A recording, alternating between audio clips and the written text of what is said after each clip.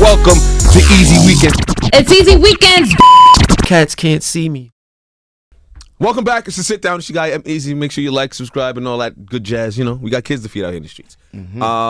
This afternoon, a friend of mine coming to the studio, Mr. Caesar of Black Ink. Can I still say that, or? Yes, it's because I do own Black Ink. Exactly. You know what I mean? You can still say that. So let's jump right back into it. Yeah. How are things going with Black Ink? I gotta say, Black Ink, the tattoo studios, they're doing great. Got you. Know what I mean? As well as the show, you know what I mean? This was my last season, this 10th season. But you also, there's Black Ink Chicago. Yeah. Isn't there in Atlanta as well? Yeah. So, I got like 10 shops. And your hands are in all of those? Yeah, those on me. So even with you not being on the main show, I'm still reaping the benefits. Yeah, I'm still that mogul. Yeah, absolutely. Talk that talk, like, absolutely. People gotta understand, VH1 just picked up the cameras. My life ain't scripted. This is my script, bro. Like, at the end of the day, it's gonna keep going on. Like, I'm about to open up a shop in the Bronx. I'm looking at Vegas too. Start moving out to the West and whatnot. You know, I already have one in Houston, so I'm looking at Dallas too. So, you know, and I'm starting a franchise, like starting to really franchise, give other people opportunity to get into the franchise, like a Subways and whatnot. Because honestly, like you said, I'm really hands-on in all of this. And I think it's time for me to kind of kick back a little something. And so yeah, you know what I mean. So I think after like that 12th year, I'm gonna really just set up the infrastructure how it is and just kick back. I'm glad you said that because that was my next question. Like with the franchising, McDonald's is McDonald's everywhere. Yeah. So what is it? Is it the quality of tattoos? What is the service that is gonna make your franchise different than a normal tattoo shop? I mean, like any of these Black Inks you go into now, I try to get the cream of the crop out of any city. I don't import anybody. I give jobs to the people that's there already. You feel me? So the nice ones, I already know how to scope them out because I'm a ball player like they ball players technically. So if I know you nice, I'm gonna put you down. Especially if you young and you getting it and you hungry, this is where you need to be. You know what I mean? And I do give out deals that people can't turn down, you feel me? Like, yeah, you know, there's a couple of artists that we had to basically bring up in the ranks, and that's natural too as far as apprentices, you feel me? Because I don't mind teaching tattooing because it's basically could be taught. But at the end of the day, if you nice, yeah, you're going to get down with this franchise, you're going to be one of these lead artists. How did you get into tattooing? Bro, that joint was. I was trying to get out the streets, bro. Like, I'll be honest with you. My baby mom, she got pregnant. She told me. She didn't really tell me. She told my mom. Then my mom's told me. I was like, oh, word. I bet. And then it was like, you know, everything just changed that day. It was like, nah, I gotta change my life because you know when you young, you just living for you. You're outside, you don't care whatever happened to you. But then it's like I got to be here for this one. Nah, I gotta do something. At the time, I went to college, got a graphic design degree, little bachelor's degree. I was in a firm and whatnot, but I was getting tattooed and I always had a thing for it. My man, Andre Malcolm, he's working at Tough City in the Bronx at the time, and he was getting chicken. Like, he was getting street money every day. He ain't have to watch his back or nothing. I was like, wait, you make that much tattooing? Oh, nah, I need in this. You know what I mean? So that's what really sparked me.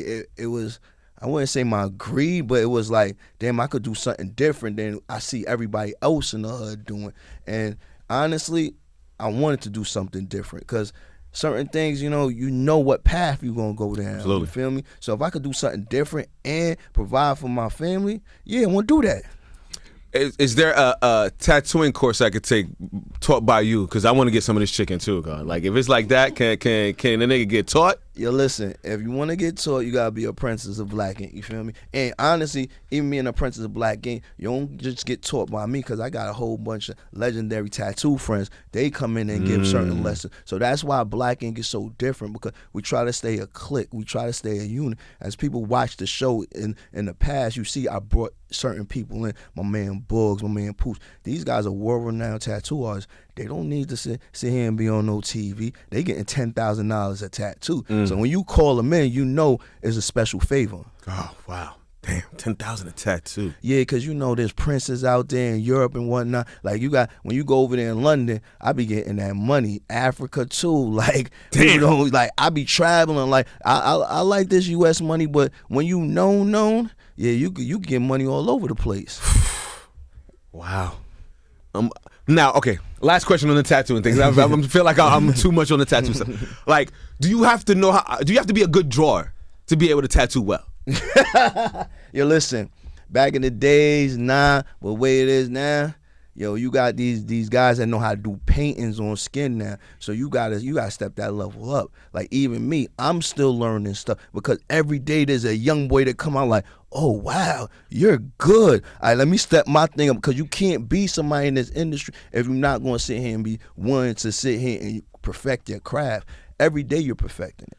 I seen some lady, she had a brush in each hand, a brush in each foot, and Yes. she made the illest shit. I said, how? And I don't want her tattooing. Why? Because that's 4 tattoos right there. You can put me out of business.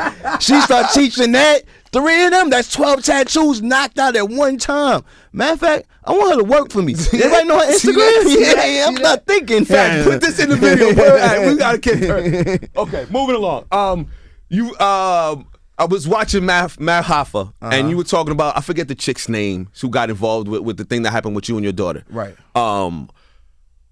Where do you stand on being a public figure and people having things to say about you?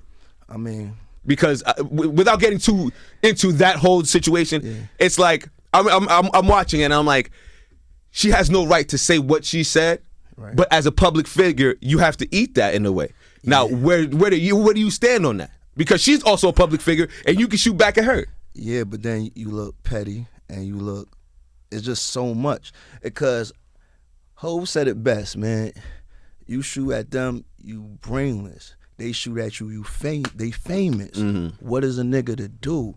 Bro, sometimes you just gotta you gotta be the bigger person, bro. And that shit hurts sometimes because, sometimes I ain't gonna lie, I be wanting to snap and I be like, nah, chill, because you got so much more to lose, yo. Mm-hmm. They don't.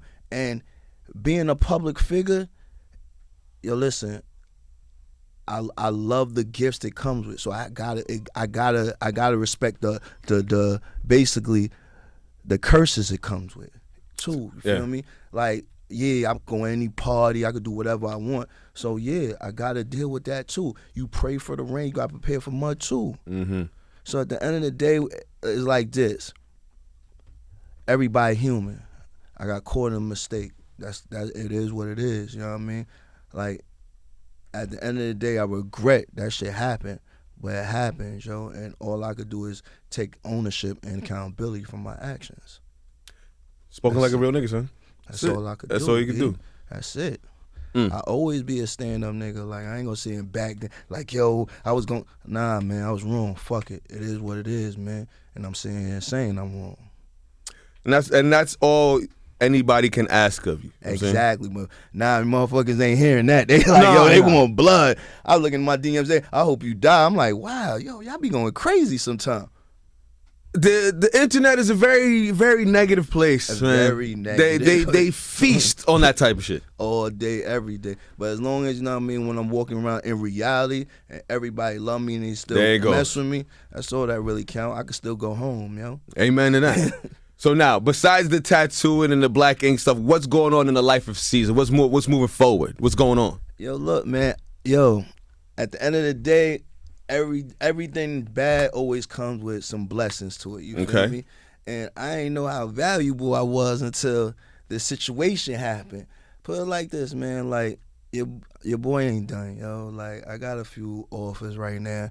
You know what I mean? A couple networks been hollering at me. Like, and I also got my own production joint. So I was executive producer of Black Ink for God knows 10 years. So I kind of know this TV thing. They taught me a lot with it, you feel me? Good, so, you know what I mean? You taught me how to make the album, how to be producer. Basically, I can run my own record label technically, per se. No, I should say production company. You feel me? So the way it goes is like, I'm happy for everything that it brought to me. Like, you gotta understand, 10 years from where I was to I'm at now, nah, I'm never gonna sit here and shrug it. You know what I mean? The situation, we had to cut ties. It is what it is, but it's a whole lot of chicken to get out here. I know a lot of rich motherfuckers that ain't on VH1 and still ain't gonna be on VH1. So it is what it is. That's a fact. That's a fact.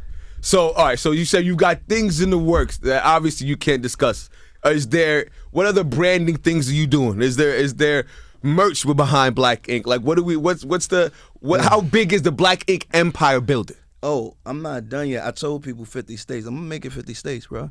Like, I'm gonna make it big. I'm gonna make it a franchise. So, cause everybody don't understand, I always put my Black Inks in every hood. I'm in the hoods, bro. Like Milwaukee, Houston, like it's certain, like Atlanta. Okay. You go any of my joints, you like. Let me stop you there. Yeah. You've been seeing the rhetoric or the narrative that niggas can't go home and build businesses in the hood because they get shot. That's what Black Ink's about. So that doesn't bother you. That's not a fear of yours. How? I tattooed the shooters. How's that? Like, you gotta understand. I tattoo the hood. It's a different business mindset with me. Like, that's who get tattooed for me. Those are my clients. Got you. You know what I mean? Like, I hate to put it like that, but nah. If you really from the hood, you good in any hood, yo. They real recognize real. Mm-hmm. Like, certain people want to sit there and not respect the certain people's hood. You gotta respect people's hoods, yo. That's only rule, yo. I'm in New Orleans, Cali, all that. As long as you got respect for somebody else's hood and they rules, you aight, bro. It's when you want to act like you run everything. It's like, somebody got to bring you down a level. That's the streets for you. Well said again. Caesar's doing his thing out here, guys. I don't know if y'all been watching. 10 years strong, on the TV, mogul status now. Yeah. Proud of you, bro. Thank you, bro. You know, you remember a couple, almost 9 years we came through in Breakfast Club. You seen how we was, man. Yes. We was hurting, bro. We was hurting. Yes. Ashy lips, bad outfits. Like, yeah, we was hurting. But, you know, I'm glad for those times because you get to look back and see where you came from, where you at right now. That's why I could never regret anything. I'm happy. Like, think about it. Think about all them guys that was on the show and shit like that and where they at now because of this situation, you know what I mean? Like, I'm never going to sit here and be like, nah, I'm mad at something. I'm happy, bro. Yes. I'm happy. You look good. Thank you, brother. You looking like you lost weight. You're in the gym and shit. I see you. Yeah, man. I ain't filming. I got some time. I got back to the gym. I'm unemployed right now, so you know that's what we do. We go in the gym, get our minds right. So the last personal question I'm gonna ask you. This one's for the ladies. Are you single, sir? You're dating? What's your status? Yo, listen, man. All right, I'm gonna put it like this. My status is right now is just complete business. I ain't gonna tell you no lie. Like. This dating game ain't for me, man. I ain't with it no more, man. I am bad at picking joints. I'm good, man. I just want to stay getting my money, man. When it happen, it happen. It don't. Fuck it, man. I need to get up there though. I wanna catch up with Puffy and Jay and all that. And I know that's a long stretch, but I gotta reach for something, man. I hear that. Shoot for the sun. I mean, not shoot for the stars. Moon. Yeah, shoot for the stars. I'm shooting for the stars. There he goes. Well, Cease, thank you for coming through, brother. Thank you. Appreciate you. Me, Any last words you want to leave the people with? Yo, listen, man. Don't think I am done. Yo, I still got a whole bunch of Black Ink shops. I'm still going strong. All they did was free up some time for me to completely take over this industry and a whole bunch of other industry. I got my hands in a whole bunch of stuff. So please believe it, man, Season's on his boy.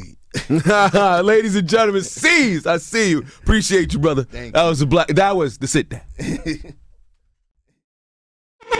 Catch the vibe. Welcome to Easy Weekend. It's Easy Weekends. Cats can't see me.